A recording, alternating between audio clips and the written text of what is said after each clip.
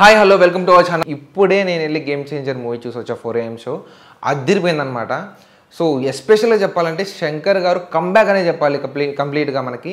So ఇప్పుడు ఏంటంటే main ఇక్కడ పాయింట్స్. సో రామ్ చరణ్ గారు అయితే యాక్టింగ్ ఇరగదీయేశారు. మనకి పుష్ప 2కి అల్లు అర్జున్ ఎట్లా ఇరగదీయేశారో యాక్టింగ్ పరంగా రామ్ చరణ్ గారు గేమ్ చేంజర్కి ఇరగదీయేశారు.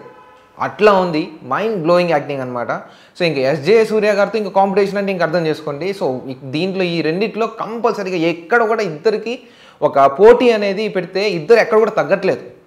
అంత బాగా ఒక విలన్కి ఎట్లా ఉందో విలన్ అట్లాగే కంప్లీట్గా ఉంది. అట్లాగే మన హీరో క్యారెక్టర్కి ఎట్లా ఉండాలో రామ్ చరణ్ గారు దానికి 100% అనుకుంటే ఒక రౌండ్ ఫిగర్గా దానికి 200% ఇచ్చారనమాట. సో అంత బాగా చేశారనమాట. సో నెక్స్ట్ వచ్చేసి ఇంక సాంగ్స్ పరంగా వస్తే సాంగ్స్ అయితే అదిరిపోయాయి.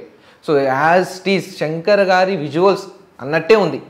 సో దానికి ఎటువంటి రిమార్క్ లేదు, అదిరిపోయాయి విజువల్స్ అండ్ మన డ్యాన్స్ కొరియోగ్రఫీ కానీ.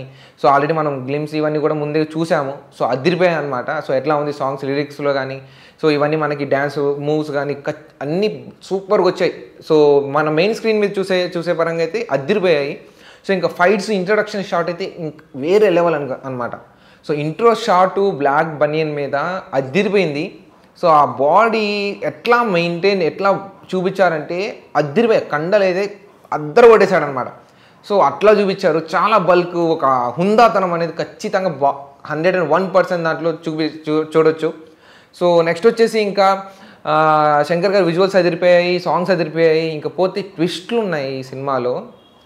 బాప్ అద్దరు కొట్టేశాడనమాట ట్విస్ట్లు. మన శంకర్ గారు స్టోరీ ట్విస్ట్లు అయితే అదిరిపోయినాయి.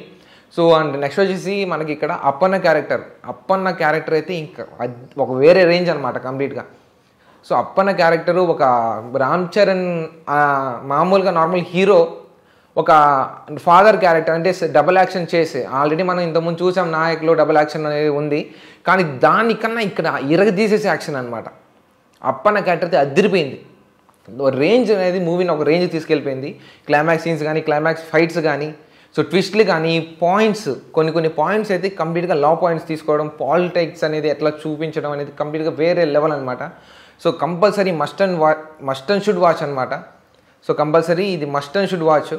సో ఈ మూవీ అన్నది సో థియేటర్స్ కంపల్సరీ వెళ్ళండి. ఫ్యామిలీ ఆడియన్స్కి అయితే ఇంకా బెస్ట్ అని చెప్పుకోవచ్చు. సంక్రాంతి కంపల్సరీ పండుగ వచ్చేసింది, ఇరగదీయేశారనమాట. సో అండ్ ఓవరాల్గా సినిమా అయితే బ్లాక్ బస్టర్ అండి.